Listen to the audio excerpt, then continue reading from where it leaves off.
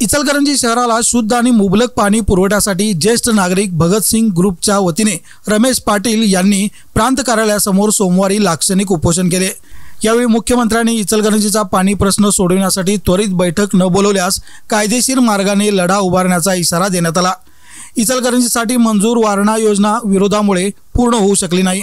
आता सुळकुड योजना मंजूर झाल्यानंतरही नदीकाठावरील गावातून विरोध होत आहे।